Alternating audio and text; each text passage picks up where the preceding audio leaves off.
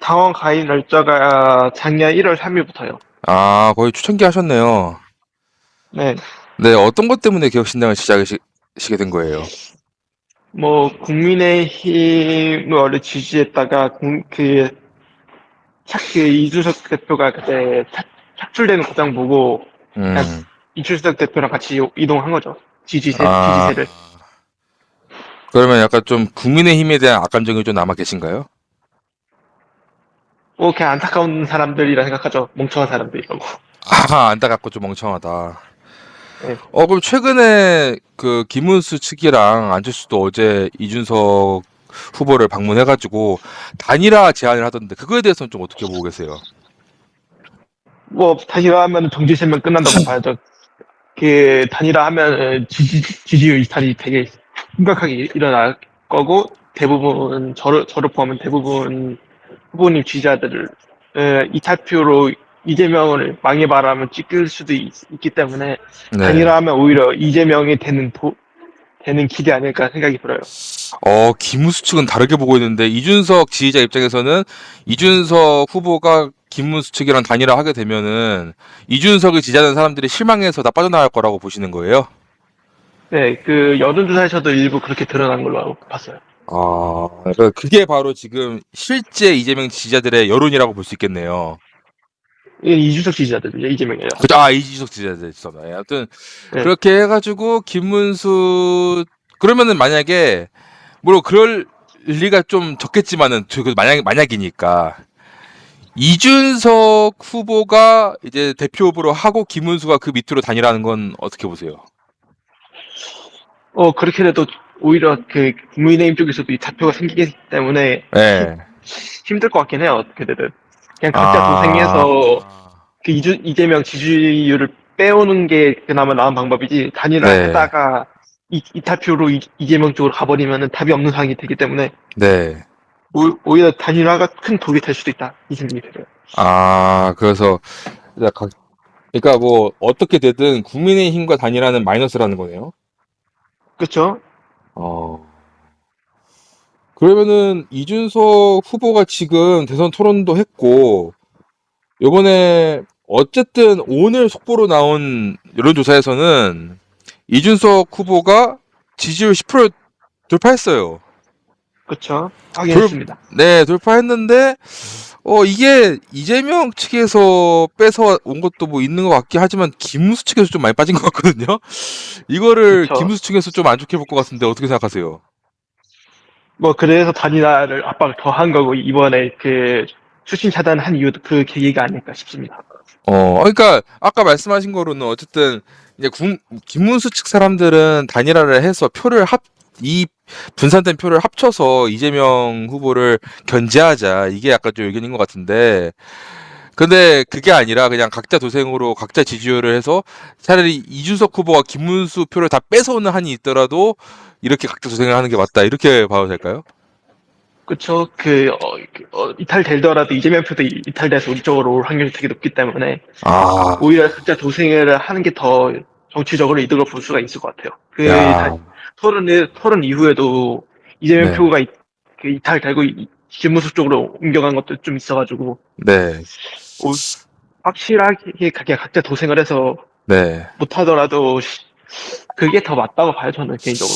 지금 김문수 측에서 이게 국민의힘 쪽에서는 한동훈 세력을 좀 견제하기 위해서 이번에 장해찬도 영입했고 이준석도 이렇게 해가지고 좀 그 내부 세력을 좀 더 안착하고 싶다 이런 얘기를 하기도 하는데 어 국민의힘 전체에 좀 이제 어쨌든 이준석 지지자 입장에서 지금 상황에서 가장 마음에 안 드는 부분이 뭐가 있을까요? 음, 김용태는 당에 그때 상황에 대해서 사과는 했지만, 네. 아직도 윤핵관 세력이 했던 행동들은 음. 사과가 없기 때문에 그 부분이 아쉽다 생각해요. 본인들이 사과를 했어야 되는데, 권영세의 음. 경우에는 사과할 의용이 있다, 검토를 해보겠다, 그런 식으로 스탠드를 취했기 때문에 그 네. 부분에 대해서 안타깝다고 생각해요. 그러니까 예전에 친윤 핵심들이 이제 이준석을 몰아낸 부분에 대해서 사과가 아직 없었다는 말씀이시네요. 김용태 쪽은 했었는데, 김용태의 지금 비대위원장은 네. 막 그냥 몰아낸 세력 본인들은 그 유리할 게 불리해지니까 혀가 용의가 있다고 하다가 이제 내려오고 나서 아무 말도 없으니까 그 부분이 음. 좀 안타깝죠. 그렇기 때문에 이 김용태 당사자가 계속해서 이준석을 설득해도 이거는 절대 될 수가 없는 거죠. 그렇죠? 어. 야, 그럼 앞으로도 단일화는 힘들겠네요. 그렇죠. 힘들다고 봐야죠. 네. 그러면은 단일화하면은 네. 네, 말씀하세요. 단일화하게 된다면 뭐 본인 지지율도 빠질 거라고 예상하실 거니까 뭐 아. 그런 부분도 이준석 후보가 다 알고 있을 거라고 보시고 네. 그러면은 이제 어쨌든 지금 레이스 1위는 이재명 후보가 계속 달리고 있으니까 그러면 이재명 후보를 잡기 위해서 지금 이준석 후보가 뭐 앞으로 남은 카드라던가 아니면 방안이 좀 있을까요? 토론이죠. 제일 좋은 방법은. 아, 남은 두 토론으로. 번의 토론. 예, 이번 토론에서 지지율이 빠지고 우리 쪽이 올랐다는 이유가 그 토론으로 이재명을 압박을 잘했기 때문에 그 부분에 대해서 이제 집중적으로 공략을 하면 돼요. 이재명 후보 측도 그것 때문에 토론을 피하고 있다고 들었던 것 같고. 아, 그 이재명 후보 측은 일단은 지지율적으로는 약간 좀 뭔가 뭉치는 쪽이고 오히려 약간 토론으로 김문수 후보가 계속해서 좀 많이 피해를 입은 것 같은데 그거는 상관없고요. 그 부분에서 오히려 지금 인터넷에서 화제가 되는 게 호텔 네. 경제로 아니면은 음. 극단적인 시나리오가 그런 식으로 미화가 되어 있잖아요. 그 부분에 그렇죠. 대해서도 예. 이제 이재명한테 큰 독이 되고 있다고 생각을 해요.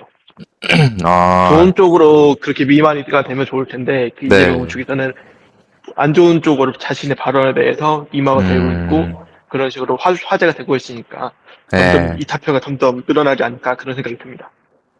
와, 그러면 진짜 이준석 지지자로서 앞으로 남은 토론에서 충분히 지지율을 올려서 레이스를 앞지를 수 있다는 좀 자신감이 있다고 보면 되겠네요, 그냥. 솔직히 1등 하기 힘들다고 봐야죠. 지금 상황에서 아, 그렇게 보세요. 10% 완전 이길 수는 없다 해도 운 좋으면 김무사히 크로스 실버 그런 현상도 일어날 수도 있다고 보는데 그건 음, 솔직히 희망사항이라.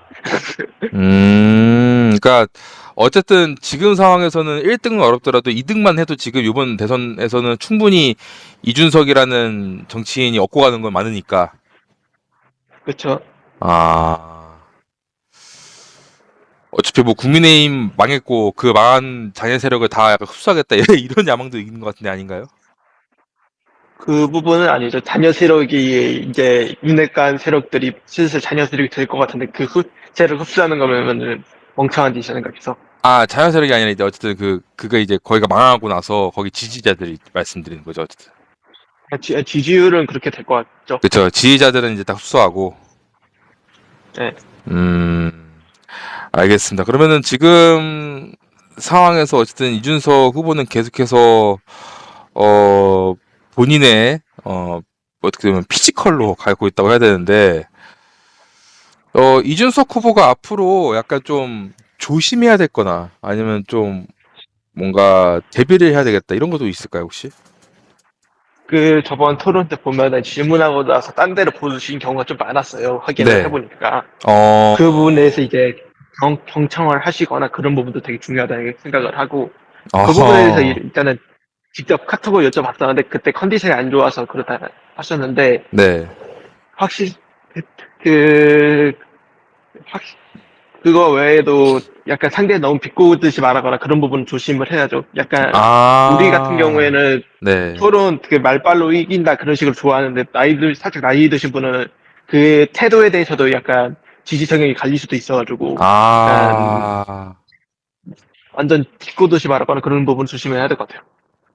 그러니까 이제 어쨌든 옛날 같은 경우에는 그래도 어르신들이 또 그런 이미지 정치가 좀 아직까지는 좀 상하고 있으니까 그런 부분에 대해서 이준석 후보가 조금 더 전략적으로 나갈 필요가 있다. 그렇죠. 아, 근데 그렇습니다. 말투를 바꾸는 것도 큰 독이 될 수도 있는데 어느 음, 정도 그 비꼬거나 그런 행동은 약간 지양을 해야죠. 그래요. 이제 비꼬는 것보다 이제 팩트로만 그냥 좀 담백하게 했으면 좋겠다. 그쵸. 아, 알겠습니다. 그 약간 좀, 아니면은 네, 이렇게 네, 백조 같은 경우에는 나라면 이만큼 이렇게 써서 막 이런 식으로 대안책을 말하는 게 더 좋은 네, 모습이었지. 아무 네, 생각 없이 백조 뭐지 그런 식으로 말하면은 몇몇 다른 쪽 그 어르신 같은 경우에는 자기는 대안도 없으면서 그런 식으로 볼 수도 있어가지고 약간 아, 자기가 만약 이랬다면 후보를 이 뭐냐 공약을 있다면은 이렇게 하겠다 이런 식으로 말했으면 더 좋은 이미지가 생기지 않을까 듭니다. 야, 태도 문제 관련해서는 어쨌든 당 내부에서도 약간 얘기가 좀 없는 게 아니었네요. 뭐 제 의견이다 보니까 그냥 저 혼자만 생각한 거라 아, 아, 이제 뭐 소통하는 건 아니시고. 그냥 이렇게 보내놓긴 했어요. 그 카톡으로 그 부분에 대해서 네. 일단은 이게 후보님은 일단 그때 컨디션 안 좋으셔서 그랬다 그런 식으로 답장이 왔었고. 컨디션이 안 좋아서 그냥 그렇게 경청하는 좀 뭔가 모습을 볼 수가 없었다. 뭐 그렇게 어쨌든 말씀하셨으니까. 자, 네. 그러면은 그 외에 뭐 이준석 후보한테 어쨌든 명태균 리스크라던가 이것저것 또 리스크가 있긴 한데 그런 것들에 대해서는 좀 걱정을 안 하고 계세요? 몽태규 리스크 같은 경우에는 일단은 확실하지 않는데 그때 당시 몽태규 특검 같은 경우에 기혁신당 차원에서 그 특검법에 찬성을 하였는데도 음, 그때 당 특검법에 대해서 찬성한 건 기억을 못하고 무조건 넌 맹태구이랑 관련 있지만 물고 음, 늘어지니까 음, 그 부분에 대해서는 살짝 이상하죠. 음, 만약에 본인이 관련이 있는데 그걸 찬성을 했다. 당시 정치적으로 이용해 먹으려면 모르겠는데 지금 음. 상황에서 보면은 살짝 말이 안 되는 상황이지 않을까 생각이 듭니다. 아, 그러니까 아니 명태균 특검을 이준석이 하자고 했는데 본인이 정말 명태균이랑 관련이 있는 사람이면은 그 특검에 찬성을 했겠냐 이거 아닐까 지금 말씀하시는 게. 그렇죠? 아, 그죠. 그러니까 이준석 후보는 뭐 명태균이랑은 떳떳하다. 네. 음, 알겠습니다. 그러면 그 이외의 리스크는 좀 없다고 또 그냥 생각을 하시는 것 같네요. 큰 리스크는 뭐 제일 유명하게 당시 계엄 당시에 시끄러운 인마라든가 뭐 그런 리스크인데 네. 그 부분에 대해서는 이제 나중에라도 또 이런 일이 있었다 그 토론 때라도 한번 언급을 해놓고 지나가는 게 음, 나을 거라는 생각이 듭니다. 당시 알겠습니다. 상황을 모르고 그냥 물어뜯는 사람들도 있을 거라. 음. 자, 그러면은 여기서 이제 좀 마지막으로 뭐 김문수 후보, 이재명 후보 이렇게 지금 있는데 뭔가 좀 비판을 하던가 아니면 뭔가 좀 찍고 싶어 하던가 뭐 하고 싶은 말씀 있으시면 해주세요. 일단은 이재명 후보 같은 경우에는 본인 발언에 대해서 끝까지 밀고 나가지 말고 사과할 음. 거 제발 좀 사과 좀 하자. 아, 가끔씩 굽힐 거는 굽혀야 되는데 뭐 톨트 경제를 모르면 뭔가 바보다 뭐 이런 식으로 진행을 120원 그거 끝까지 밀고 나가는 거 보면은 예. 오히려 지지율 떨어뜨리는 행동 아닌가 멍청하다 생각이 들어요. 아, 그러니까 틀린 거를 사과하고 그 다음에 그냥 나가는 게 좋은데 그거를 계속 우기는 게 네, 모습이 좋지가 않다 이건가요? 그렇죠. 아, 김문수 후보 같은 경우는 네. 그냥 토론을 상당히 못해서 이게 토론 때 당시 보면은 뭐 이준석한테 서포터 받고 그런 식으로 진행했던 게 나중에라도 토론 같은 거 말 좀 잘했었으면 좋겠다. 그거 외에도 음, 말만 이재명처럼 뭐 노인연금을 추진하듯이 해서 그 부분도 안타깝죠. 좀 말로만 하는 경향이 있다. 김문수 후보도.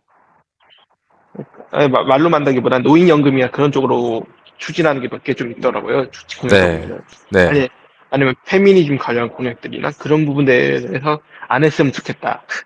아, 제발. 아, 그런 거에 대해서 네. 좀 안 했으면 좋겠다. 네. 알겠습니다. 어쨌든 뭐 이준석 후보가 이번 대선에서는 승리하지 않더라도 충분히 좀 좋은 성과를 낼 수 있다는 약간 좀 믿음이 있으신 것 같네요. 마지막으로 네. 정말 또 따로 한 말씀 있으실까요, 혹시? 이준석 후보에 대한 거 아니면? 김문수, 김문수가 되더라도 이재명을 끌어내리는 게 제 나라에서 앞으로 갔을 때 그나마 나은 선택이다. 그게 제일 나을 것 같아요. 다시 한 번 말씀해 주세요. 김문수가 되더라도 이재명을 끌어내리는 게 제일 나은 방법이라는 생각이 들어요. 단연한 안 하되. 김문수 후보가 대통령이 되더라도 이재명을 끌어내리는 게 맞다. 네, 지금은 이재명 여태 발언들을 보면은 포퓰리즘 공약에다가 나라 빚 쓰는 게 뭐가 잘못이냐 그런 식으로 발언하는 거 보면은 저 나이대 입장에서는 솔직히 무섭거든요. 뭐 돈 뿌린다 뭐라 그러면 지금 당장 좋겠지만 제가 나중에 이제 아직 사회 초년생이다 보니까 돈을 아직 안 벌 시기라 이제 돈 벌기 시작하면은 막대한 세금이나 그런 부분이 걱정이 되죠. 혹시 아직 학생이세요 아직? 20살이에요. 올해로 딱 특권 있으시구나. 네, 대학을 안 다니는. 아니 근데